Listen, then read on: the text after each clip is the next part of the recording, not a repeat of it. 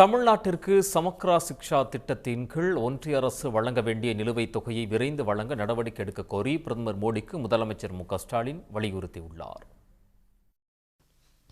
பிரதமருக்கு முதலமைச்சர் மு.க.ஸ்டாலின் எழுதியுள்ள கடிதத்தில், கடந்த ஏப்ரல் மாதத்திலேயே முன்மொழிவுகள் சமர்ப்பிக்கப்பட்ட போதிலும் முதல் தவணையாக 573 கோடி ரூபாயை விடுவிப்பதில் தாமதம் ஏற்பட்டிருப்பதாக சுட்டிக்காட்டியுள்ளார்.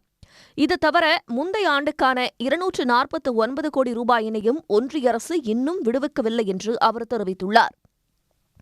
தேசிய கல்விக் கொள்கை 2020 உள்ள குறிப்பிட்ட சில விதிகள் ஏற்புடையதாக இல்லை என்றும், PM ஸ்ரீ பள்ளிகள் திட்டத்தில் சேர புரிந்துணர்வு ஒப்பந்தத்தில் குறைந்தபட்ச மாற்றங்களை செய்ய வேண்டுமென்ற தமிழ்நாட்டின் கோரிக்கை இன்னும் ஏற்றுக்கொள்ளப்படவில்லை என்பதையும் முதலமைச்சர் மு.க.ஸ்டாலின் தம்முடைய கடிதத்தில் குறிப்பிட்டிருக்கிறார். விவாதங்கள் தேவைப்படும் ஒரு கொள்கையை கல்விக்கான நிதி வழங்கிடும் விஷயத்துடன் பொருத்திடக்கூடாது என்று அவர் கடிதம் மூலம் பிரதமருக்கு வலியுறுத்தியுள்ளார். ஒன்றிய அரசு நிதி வழங்காததால் 8 லட்சம் மாணவர்கள் படிக்கிற மாநில கல்வித்துறை கடும் பொருளாதார மற்றும் நிர்வாக நெருக்கடியில் சிக்கியிருப்பதாக தமிழ்நாடு காங்கிரஸ் கமிட்டி தலைவர் செல்வ பெருந்தகை தெரிவித்துள்ளார். ஒன்றிய அரசின் புதிய கல்விக் கொள்கையை மாநில அரசுகள் ஏற்றுக்கொள்ள வேண்டுமென்று எந்த கட்டாயமும் இல்லை என்று தெரிவித்திருக்கும் பாமக தலைவர் அன்புமணி ராமதாஸ், ஒருங்கிணைந்த கல்வி திட்டத்தின் கீழ் வழங்கப்பட வேண்டிய நிதியை மறுப்பது அநீதி என குற்றம் சாட்டியுள்ளார்.